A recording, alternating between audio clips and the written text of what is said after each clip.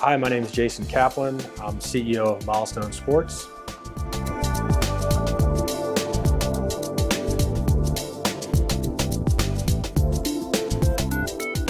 The co-founding team is pretty interesting. I think I've told you my background of about 17 years in technology. A lot of my personal background has been in business-to-business technology. So you mentioned Digex and Akamai and some others.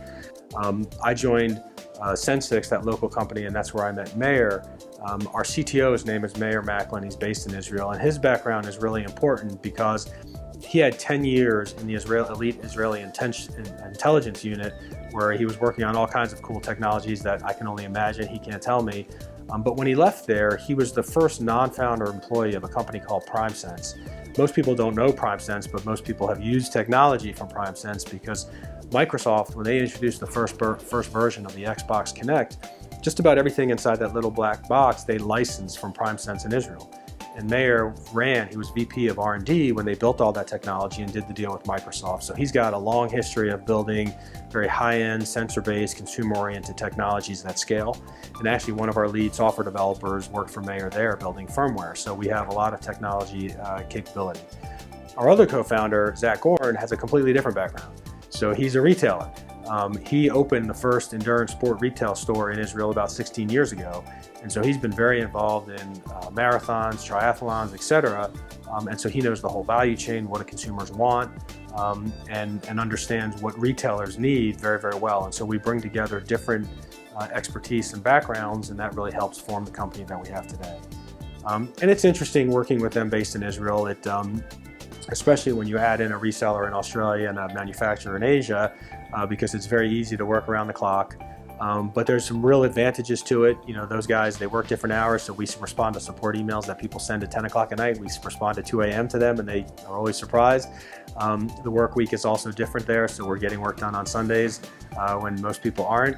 And we just spend an awful lot of time on Skype and communicating. You just have to over-communicate about things, but it's really worked well. We've kind of dabbled in that. So we've given pods to actually the U.S. Navy women's cross-country team. We've given pods to a couple of high school teams in Virginia. And we also do some international distribution. So we've got a wonderful group out of Australia called Run Lab that's using it. It's more of a casual run team, but pretty committed runners. And a couple of groups in Israel where, again, my co-founders are. We need to programatize that a little bit more and really see kind of beginning to end in a season, what does it actually mean to be running with a pod? But we've started that process of giving them to some teams because we do think that you'll see an impact. So we started out in true bootstrap mode. So when we started the company, we all decided to leave our jobs and take no salary. And so for a year, we didn't take any salary and we're just working on the company. We started to raise money in late 2013, and we've raised a little under $2 million to date. We feel like we've actually accomplished quite a lot on that funds in terms of actually producing hardware that people are using, building iOS and Android apps, building the big data backend, as well as this Milestone Connect retailer portal. And I should emphasize that it all works today, right? So we actually have retailers selling and giving away pods, creating offers, making offers, consumers hitting redeem. It's all working today. And we really believe we're now ready to scale. So we're talking to some really great big retailers. We have retailers as customers today. So in this local area, you can go to any of the Roadrunner stores in the area. You can go to any of the Potomac River running stores in the area and you can find our devices. And as I said, we're in the midst of raising a Series A. We've talked to a number of local investors and some that are not in the area. We're raising $4 million, and the focus really is scaling the company.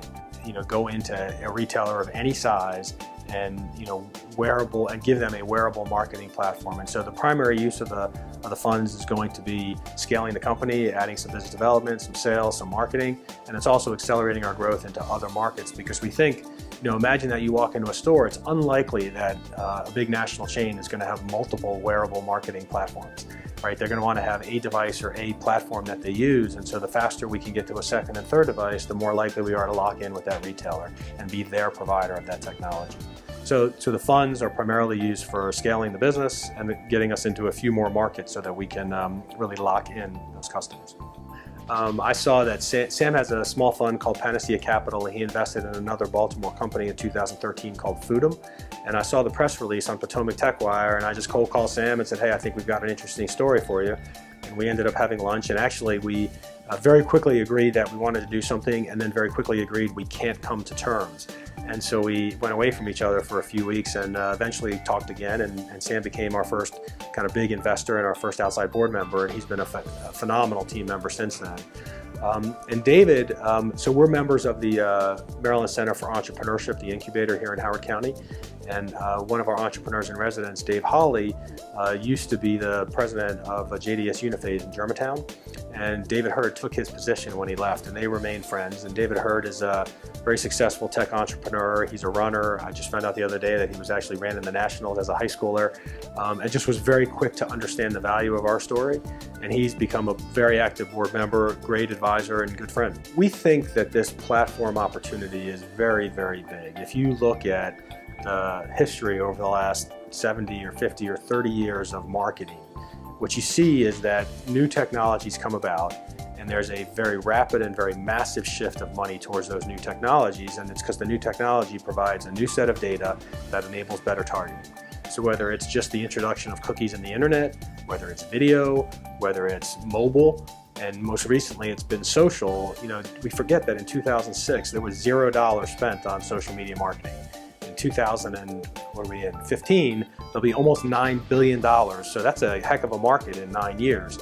We think the next great move in marketing and targeting is going to be based on, sort of very low cost, passive, but super high value wearables. And, we think we're among the first to do it. So we think the future for Milestone is that you walk into a big national chain or a small local store, and either way you get offered a almost free device that enables you to perform better and healthier, and also enables you to get better and more meaningful rewards and deepen relationships and really change relationships between consumers and brands. And we think we'll be everywhere with that.